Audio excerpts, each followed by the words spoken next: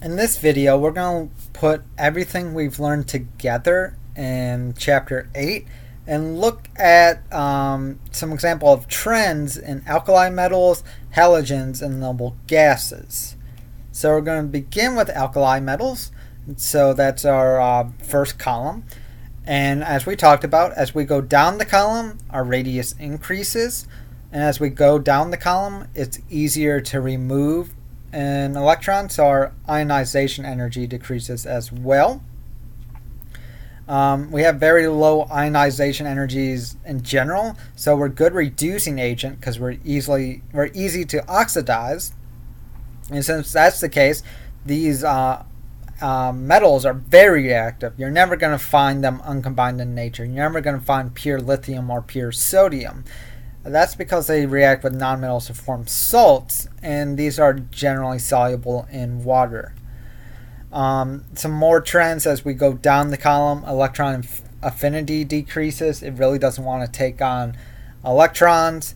Melting point also decreases, and density increases except for potassium because the amount of weight we gain is bigger than the volume that we get. Halogens, again, the radius increases as we go down a column or adding more electrons to the valence shell.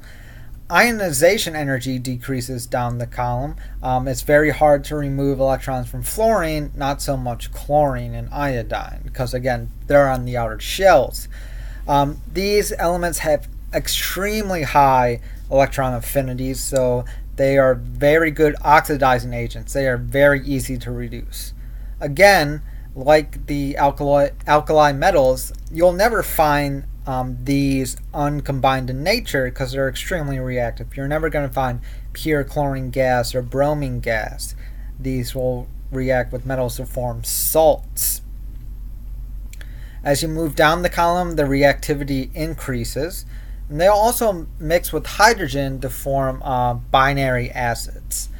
As you go down the column, melting points and boiling points increases, and density increases. So again, the increase in mass is greater than the increase in volume.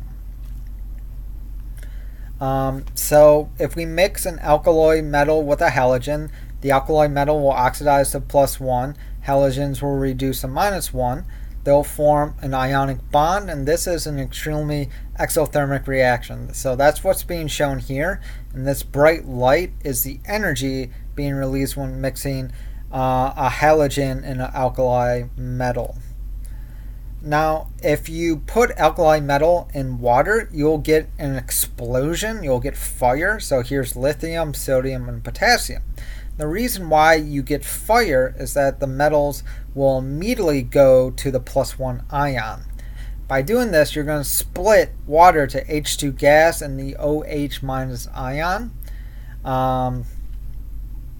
And the ions that you form are held together by ionic bonds.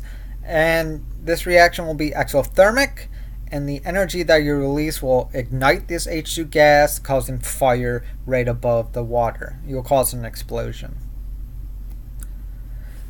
Now the trends for noble gases, again, as you go down a column, your radius will increase. Ionization energy will decrease down the column, but as shown here, ionization energy is incredibly high to begin with, so it really doesn't matter. We're talking about extremely high numbers.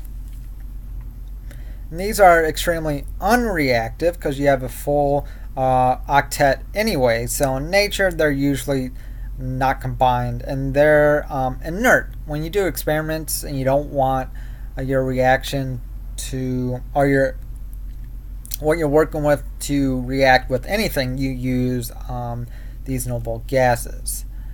As you go down a column, your melting point and boiling point increases.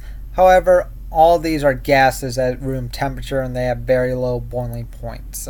You'll never find like solid krypton anywhere. It's always going to be a gas. And as we go down the column, density increases as well. Increase in mass is greater than the increase in volume. And that's it for Chapter 8. So I'll see you in Chapter 9.